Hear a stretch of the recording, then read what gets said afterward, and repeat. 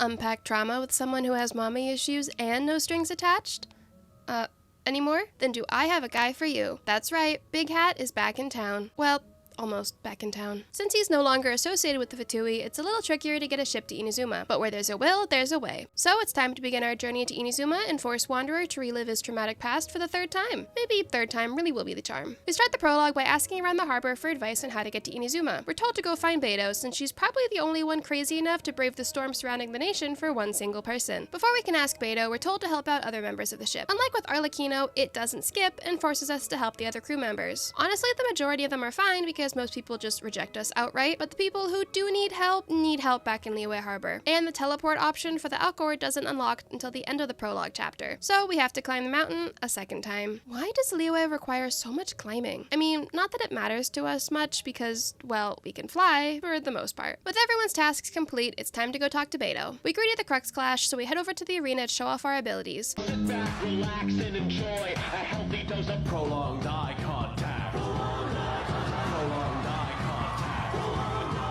After we beat up some slimes to show off to Kazuha and our final opponent runs away with the Masterless Vision, Wanderer decides to try and repay Kazuha for, you know, everything. So we help him beat up the treasure hoarders and our final opponent, retrieve the Masterless Vision, and return to the arena to complete the prologue to Inazuma. Back in Liyue Harbor, we say our goodbyes to Liyue Catherine and start Act 1. Meeting up with Beidou, we set sail for Inazuma. Time to confront some trauma. We meet Toma and get registered as Outlanders, which is a little ironic actually, and Toma requests us to help with some problems on Rito. The Fixer asking for someone else to fix things is certainly something. Karisu tells us that the Kanjo Commission suddenly started insisting on taxes being paid with crystal marrow, and I imagine there's probably no special reason for that besides money. We chase down Keijiro and beat him up. Oh, wait, no, sorry, we're in Act 1, we don't get to do that much fighting. Instead, we peacefully confront the corrupt officers, who pretty much get off with no consequences. Good start. Toma introduces himself as an attendant for the Kamisato clan, and mentions they hope we can help end the Vision Hunt decree, which, considering someone is involved in it, it would make sense for us to accept the... Oh, guess not. Well, I suppose we already know Irminsul didn't erase everything, so it probably won't make much difference if we help. Once he gives us an invitation to meet them in Inazuma City, Toma leaves. Except he didn't tell us how to get off of Rito. That's unfortunate. We try to get help from the Kanjo Commissioner, but he asks us to go pick some flowers. A lot of flowers, actually. I mean, luckily we can fly from mountain to mountain in Liyue, but unfortunately they don't grow that fast. Trust me, I had to farm them for Xiao and Ganyu. Getting no help from him, we instead go meet with his daughter. With her help, after we promise to run a much smaller errand, we get our fast pass off Rito, so let's go. We escort the transport balloon bound for Watatsumi Island, and I'm sure it definitely is only holding crystal marrow and not something else conveniently made from crystal marrow. Successfully off Rito, we make our way to Inazuma City. After visiting the statue of the omnipresent god, Toma brings us to the Kamisato estate, where Ayaka requests us to go meet 3 people who lost their visions. We read a random grown man's diary, stop the treasure hoarders stealing from this open concept tent, and miss an exorcism so we can talk to someone a little too obsessed with a fight he lost years ago. Maybe we should have just broken into Tenchikaku from the start and found the Raiden Shogun ourselves. Having missed the unsuccessful exorcism, we instead get invited to the Grand Narukami Shrine to meet Yaimiko. A smooth-talking yokai. Though she pretends to care about humans to gain the favor of her god, all she seeks are entertaining ways to pass her time. To be honest, aren't we all just looking for entertaining ways to pass the time? I mean, that's why you guys are here, right? After our meeting at the shrine, we're finished meeting with the 3 former vision bearers. 3 hours of gameplay for less than a minute of relevance in the video. Pretty on brand for Inazuma. Back at the Kamisato estate, Ayaka agrees to help us meet the Raiden Shogun. Time for what we always wanted, some revenge. Well, after we engage in a prison break. At the Naganohara fireworks shop, we meet Yoimiya and head off to rescue Master Matsukatsu. Finally, we get some fighting. If I've learned anything by both maining Wanderer and this challenge, it's that if there are more than 2, maybe 3 enemies, it's not an ideal situation for him, unless he has a good team. Alone, he doesn't have much AoE and really needs a grouper like Kazuha, Venti, or Farazan on the team, or a shielder to prevent him from being interrupted. Pointing that out is a bit of a hot take in the Wanderer mains community, but you definitely see it throughout this challenge. On a somewhat related note, during script writing, I've been starting to make a point to put any yapping tangents exclusively during domains or exploration like this, so I don't have to awkwardly cut down what little fighting we get to see, while also being able to,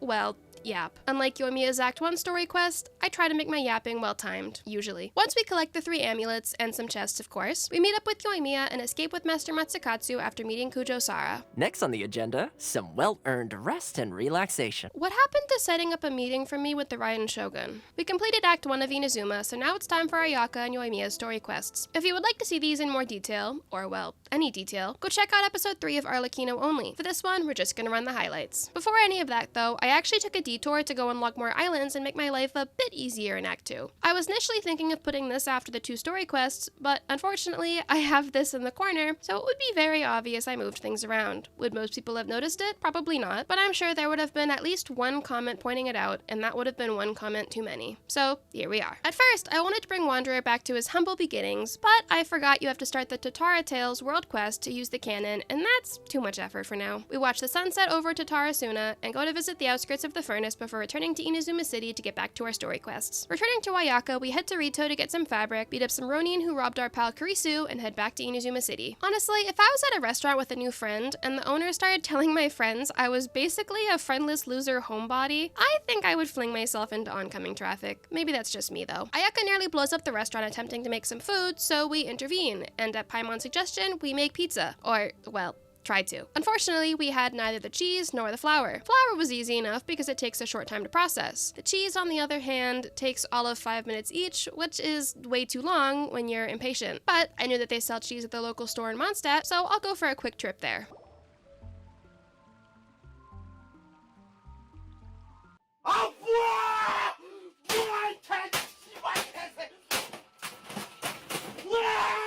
After that massive waste of my time, we get the cheese and return to Inazuma. Time for some pizza. Wait, what? While we wait for flour, let's talk about where you can get some real pizza. Look, dude, I'm sorry your team didn't win the Super Bowl, but you can still go big with Domino's 2 for $15. Just go ahead and pick up the phone, wipe your tears, call the number, and just drown your sorrows in pepperoni and cheese. Fresh but not Domino's in hand, we head down to look for Tsubaki. I succeed in the rock puzzle the first time because I'm never wrong. Don't look at that. And after finding a box, we eat the pizza with Paimon while Ayaka reads the diary of her dead mother. I guess we're not the only ones going through some trauma today. Fast forward a bit and we finish off the quest by accompanying Ayaka at the festival and watching her dance in the river. You know, considering she's a cryo character and can make ice bridges and stuff, why didn't she just stand on that instead of going ankle deep in the water with shoes and socks on? We complete Ayaka's story quest, so now it's time to go find Yoimiya. But before we find her, we opt to bully some kids. Unfortunately for us, Yoimiya isn't a fan of that and punishes us with unending dialogue. There is one single fight in this entire story quest, and it's at the very end. Actually, there really isn't much of anything to do in the story quest besides walking from place to place with a lot of dialogue in between each location. Because of that, we are making this summary extra short. Sorry if you like the story quest, but also, like, why? Anyways, after a lot of talking to some guys with facial hair, seriously, why does everyone have a mustache? And doing some weeding for this old couple, we finally get a chance to fight with the Tenryo Commission officers. We go and beat up Keisuke, and after the 2 childhood friends have a lovely heart-to-heart, we finish Yoimiya's story quest by watching the fireworks with her. After literally 5 hours, we can return to Inazuma's Archon quest and start Act 2. Back at Komori Tea House, Ayaka informs us that Toma has been taken by the Tenryo Commission to have his vision seized as the 100th vision taken under the decree. Finally, it's time for the iconic meeting, the prototype puppet and the current vessel. Well, because it's a cutscene, we don't actually see them face to face, but trust, it totally happened. Even more iconic than that, the puppet versus My creator, my mother. Now, I know for this fight, you can just stand there and wait for the HP to dwindle down, but like, we didn't get to do much fighting up until this point, so it can be a nice change of pace. Besides, it's pretty poetic to get to see Wanderer in a fight, even if I'm not doing that great at dodging. Remember when I said I was going to use these fights to yap? Well, here you go. I touched upon it in my last video, but my New Year's resolution for 2025 is a more consistent upload schedule. I also have a lot of plans for my community and the channel as a whole that I've been working on behind the scenes. I plan to open up a Discord server at some point after the new year, but I'm waiting on some art and additional emotes. Beyond my plans, I'm getting much better with workflow and editing speed, so I really hope to stick to this upload plan. Currently, I like the flow of one longer video, then the next week is a shorter video like this one, and then a week off and repeat. I guess only time will tell how I manage. Eventually, we lose enough HP to trigger the cutscene, cutscene, and after rescuing us, Toma directs us to find the resistance on Tatarasuna. We find Teppei being harassed by some enemies, so we beat them up, and he brings us to the resistance forces. You know, something I've noticed is how much nicer the weather is versus my Arlecchino run. For that run, it was raining almost everywhere. But here, it only started raining once we got to Yashiori Island like it's supposed to. Interestingly, once we get to Yashiori Island, the lightning seems to almost avoid us. On both my main account and on my Arlecchino account, I was constantly dodging the lightning. But this time, it strikes close enough to be unsettling, but never actually strikes us. Arriving at the camp, we meet everyone's favorite dog boy, who happens to be taller, if only slightly, and he invites us to join the resistance. We help Teppei at the hospital, and then it's time for the bane of every solo challenge, the archery demonstration. This time, I was determined to do it without any help. After all, I can send projectiles, so it's basically the same thing, right? When Wanderer is in battle, his aim tends to be, well, pretty passable, as it locks in on one enemy. Outside of battle, though, this first attempt, I was mostly trying to see if I could even reach. Unfortunately, out of the force of habit, I triggered my skill, which is not allowed. In my second attempt, I was actually hitting the targets. Maybe I can actually pull this off. Oh no. Pressure getting to you? That's no way to demonstrate. Oh yeah, my bad, Teppei. How dare I get struck by lightning? Definitely not helping the other soldiers. With attempt 3, his aim was definitely warped from that lightning strike. We hit the target, just not the right one. So, how many attempts before I finally gave up? 6. Defeated, I call on Amber to do my bidding and move on with my life. Maybe one day I'll do a challenge with an archer. Maybe when Child reruns. After that terrible time at the archery demonstration, a soldier rushes over to tell us some shogunate forces are trying to break through. Thanks to the rain giving us a swirl and a longer wind-favored state, we finish the enemies off and it's time to repair the fence. Wait. What is that? I've spent a lot of time in this game, especially in Inazuma between my main account and replaying multiple times now, and this is the first time I have ever seen a rainbow. After taking way too long taking photos around the rainbow and looking at it at literally every possible angle, it was probably time to get back to work. Back on track, we repair the fence and head to the front lines to face off with Kujo Sara and the rest of the shogunate forces. Just like with Arlecchino, the 3 fights of honor consist of more time spent with the trailer scenes than actually fighting. Is not invincible. We can win. The soldiers are rallying. Your warrior's will is bringing them hope, traveler. Kokomi arrives with Kazuha, Beto, and additional soldiers, forcing the shogunate army to retreat, and after a brief dialogue scene, we complete Act 2. Opting to immediately go into Act 3, we meet up with Teppei and sail to Watatsumi Island. Here's a fun fact, you can actually sail over waterfalls. Sort of. How did I find this out? The voices, of course. R.I.P. to Wave Rider, you served us well. Instead of, reading the mission, I thought I knew exactly what to do. So I went straight to meet with Kokomi, and she wasn't there. After a few confused moments, I peek at the task in the corner and realize I was definitely not in the right place. Go me. After making our way over to the resistance camp for the sole purpose of some dialogue with Teppei, we go back to the shrine. That absolutely could have all occurred here instead of going back and forth, but what do I know? We meet with Kokomi, who assigns us as captain to a platoon. Lucky for her, Wanderer has some experience as a commander. That said, his methods tended to be opting for the less directly violent approach in gaining their respect. We prove ourselves to the other soldiers by defeating some Ronin. A new team under our leadership, we make our way to clear out the nearby enemy camps. As I arrive, I see something exciting. Eels. For those who don't know, Wanderer's specialty dish requires eel meat. So as soon as I saw the eels, I knew I needed to get some eel meat for Wanderer. You're kidding. Okay, I'll just get the eel meat next time, I guess. I take out my anger on these enemies who can somehow use their swords to deflect. Because, sure, why not? Successful, we return to update Kokomi. She asks us to investigate some ruins, aka another thing I can't do. I suppose I probably could if I did the entire world quest to fix the weather on the island, but with how long that'll probably take, I'm good with just using Lisa. Wait, what? Why isn't this staying activated? I had no idea there was a puzzle mechanic involved here. I just figured you laid all 3 and then you summon the Law Churl. Or maybe A is just not having it with her own child working with the resistance forces. Could go either way. We take advantage of the Hydro Swirl and resulting Electrocharge reactions to make quick work of the Law Churl and run into Teppei, who definitely has looked better. Returning to Kokomi, we find Goro as well, who has discovered that the soldiers showing signs of mysterious aging have all been using a new secret weapon given by mysterious sponsors, a delusion. Wow, what's that? Never seen that before. We say our last goodbyes to Teppei, and now it's off to find the culprit behind the delusion factory. After some flying around, we find the entrance, so let's head in. Time for the showdown. I tried to skip parts of the factory by flying up here, but unfortunately the door is closed, so I have to go the normal way. It was worth a try. There's multiple enemy groups to beat, but after doing this a couple of times, I've gotten somewhat of a strategy. Well, more like hoping for the best, but a strategy sounds cooler. After defeating the Fatui guarding the main room, it's time to see who's behind all of this once and for all.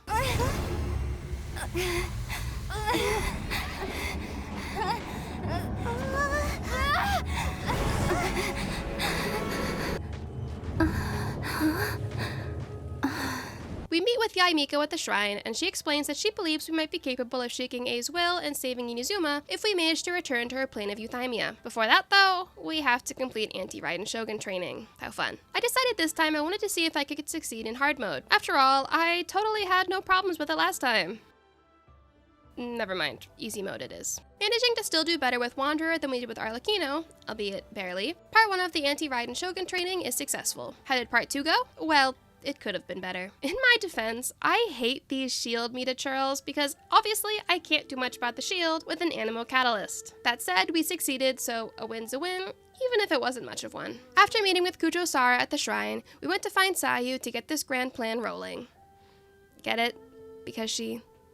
Boo! Sorry. Returning to the Komori tea house, we update Ayaka and Toma and have a quick meal break without Sayu, which... rude, but that's none of my business. Yoimiya provides us with the biggest fireworks she has, and since we did our Rito Travel Pass quest already, we could immediately go to cause mayhem. I feel like in this escape situation, having Wanderer would have been much more efficient since he, can fly, but plot. We managed to escape this time, actually utilizing the wind currents, and once Sayu returns with the evidence we need, it's time to return to the shrine and prove ourselves to Kujo Sara. After she runs off, we follow her to confront the Kujo clan. While Wanderer struggles more with large groups of enemies like I mentioned earlier, when the enemies are all bunched up in a confined area like this, it ends up being a bit easier. He can just spin from enemy to enemy like a Skara ballerina. Finally, it's time for the penultimate battle, the former Harbinger versus the, well, soon-to-be former Harbinger. Now, if you saw my last battle with Arlecchino, you probably expect the worst, considering objectively, Arlecchino is much stronger than Wanderer, especially with her signature weapon. Truthfully, I also expected the worst. Wanderer has 2 distinct advantages in this fight, his element, and the fact he's longer range and can fight without getting too close. That said, he also has 2 distinct disadvantages, his targeting and his interruption resistance, or, well,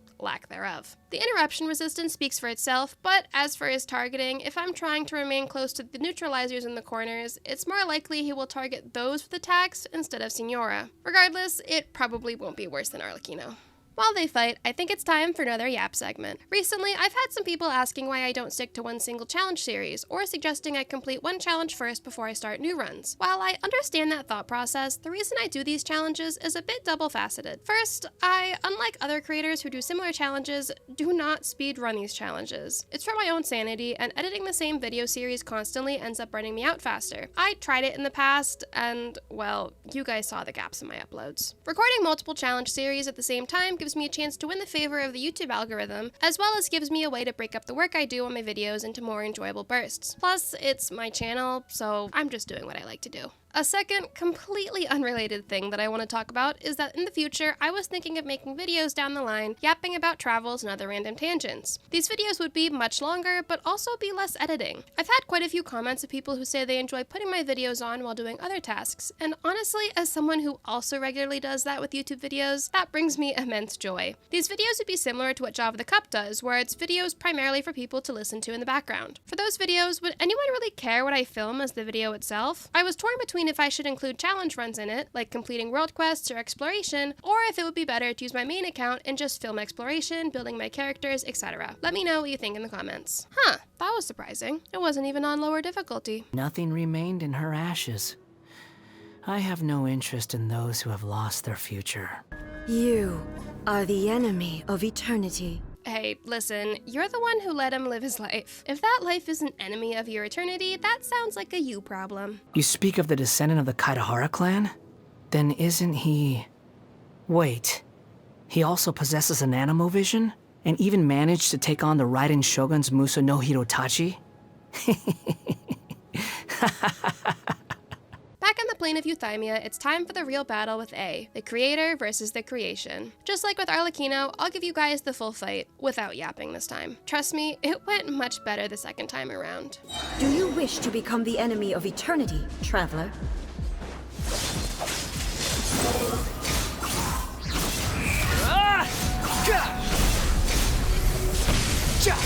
Bow your head!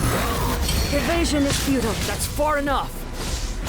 I will mold you into the foundations of eternity. Swollen Fury.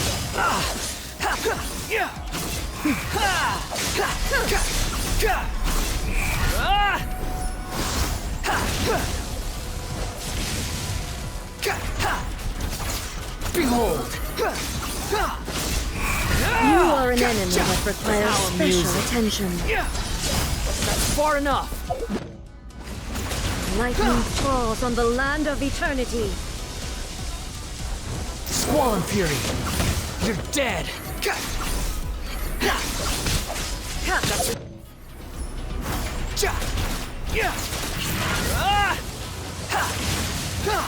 The wind rises.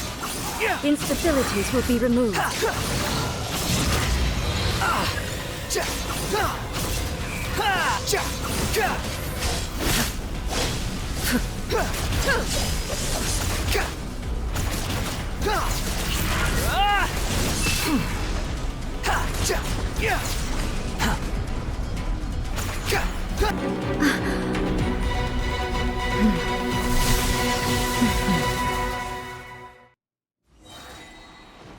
Behold!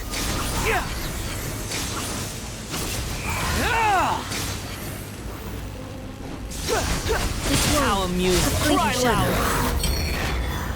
Follow me. All will be The wind settled. rises.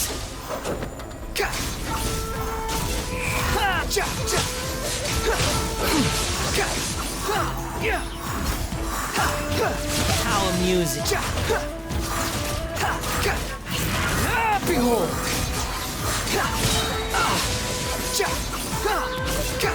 You Dare to gaze upon me?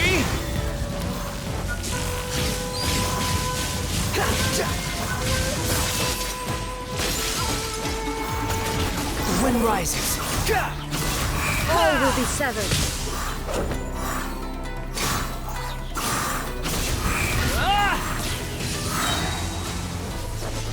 Wretched vermin!